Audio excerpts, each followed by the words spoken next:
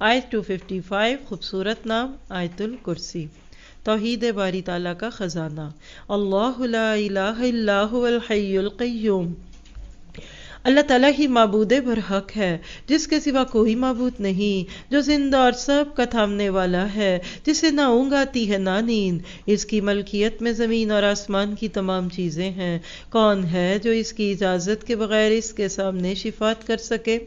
وہ جانتا ہے جو ان کے سامنے ہے اور جو ان کے پیچھے ہے، اور وہ اس کے علم میں سے کسی چیز کا احاطہ نہیں کر سکتے مگر جتنا وہ چاہے۔ اس کی کرسی کی وسعت نے زمین اور آسمان کو گھیر رکھا ہے، اور وہ اللہ تعالیٰ ان کی حفاظت سے نہ تھکتا ہے اور نہ اکتاتا ہے۔ وہ تو بہت بلند اور بہت بڑا ہے۔ آیت الکرسی تقریباً 9 سے 10 جملوں پہ محیط ہے، اور اس میں آپ دیکھتے ہیں کہ اللہ تعالیٰ کی صفت ہے۔ اگر آپ 9 جملے کھینچ کے رکھیں نا تو پہلے جملے میں بھی اللہ کے 2 نام ہیں، اور آخری میں اس وقت وقت نہیں ہے انالیسس کروانے کا، لیکن صرف سوچ دینے کے لیے کہ یہ بھی ایک علم ہے، اور یہ آپ بعد میں سیکھیں گے۔ ان ڈیپتھ اسٹڈی میں ہم آیت الکرسی کو کر چکے ہیں، آپ سننا چاہیں ویب سائٹ پہ اور یوٹیوب پہ موجود ہوگی۔ آیت بآیت میں لفظ اللہ پہ ایک پورا دن بات ہوتی ہے، لا الہ الا ہوا الحی القیوم۔ آپ اگر الحی القیوم کو دیکھیے تو آیت کے بالکل اینڈ پہ وہو العلی العظیم کے ساتھ یہ جا کے جڑتا ہے۔ لا تاخذہ سنۃ ولا نوم، اللہ تعالیٰ کو آپ کی میری حفاظت میں نیند بھی نہیں آتی۔ ہم پتہ نہیں کیوں اپنی نیند چھوڑ ہی نہیں سکتے۔ پیچھے سے جائیں تو سیکنڈ لاسٹ جملہ اس میں ولا یعودہ حفظہما ہے کہ وہ جاگتا بھی ہے اور اس کو اس کے باوجود بھی نیند نہیں آتی اور اس کو کوئی تھکن ہی نہیں ہوتی۔ اور ذرا سا آگے جاتے ہیں لہو ما فی السماوات و ما فی الارض، تیسرا جملہ آپ کو بنتا ہوا دکھتا ہے۔ بیک میں جائیے تو وسیع کرسیہ السماوات والارض، اس کو کہتے ہیں کہ اندر سے موتی ہیرے چننا، یعنی ایک آیت کے اندر ہی کھو کر آپ ایسے خوبصورت انداز سے اللہ کو پا جاتے ہیں کہ من ذا الذی یشفع عندہ الا باذنہ۔ اللہ کہتے ہیں یعلم ما بین ایدیہم ولا یحیطون بشیء من علمہ، یعنی خزانہ ہے۔ 30ویں پارے کی تقریباً 3 صورتیں صرف اس ایک آیت سے برابر ہے۔ اللہ کے نبی صلی اللہ علیہ وسلم اس آیت کو کتنی عزت دیتے تھے، آپ سبھی اس کے بارے میں جانتے ہوں گے۔ یہاں بس یہ دعا کیجئے کہ اللہ کی ذات کو پالے۔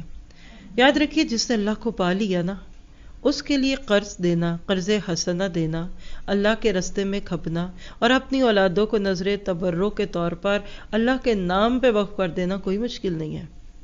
آپ نے دنیا میں بڑی بڑی کمپنیاں سنی ہوں گی، جیسے ای بے ہے، ایمیزون ہے، کچھ اور بھی بڑے بڑے نام ہوں گے، مجھے یہ 2 ہی آتے تھے میں نے اس لیے بول دیے۔ آپ دیکھیں گے کہ لوگ ان سے مسحور ہیں، ان کے ایسٹس اتنے ہیں، ہر سال آپ اینڈ پہ جا کے چیک کر لیجئے اس سال انہوں نے کتنے ٹیکسز دیے، کیا کیا۔ کیوں ہم اللہ سے متاثر نہیں ہوتے؟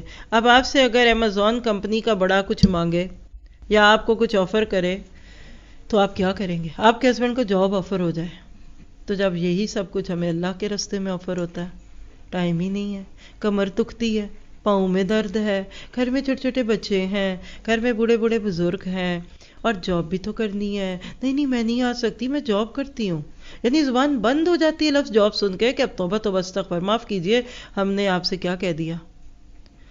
میں آپ سے کہوں کہ آپ ادھر بچیوں کو لے کر آئیں، اور میں اگر ایک سے دوسری بار کہوں گی آپ کہیں گے پتہ نہیں کس دنیا میں رہتی ہیں، ان کو نہیں پتہ 5 دن بچے اسکول سے چھٹی نہیں کرتے۔ وہاں نظر تبرک ہے۔ ہم نے اپنی اولادوں کو ایسے ہاتھوں میں نظر کر دیا کہ جب وہ وہاں سے نکلتے ہیں پھر وہی نکلیں گے جو بنیں گے۔ آپ جس کو کسی رولر کوسٹر میں گزاریں گے وہ ویسا بن لے گا۔ ہم نے رب کو پایا ہی نہیں ہے۔ اللہ لا الہ الا هو الحی القیوم کا یقین آ جائے، رب کو پالے، ایک روشنی کو پا لیا۔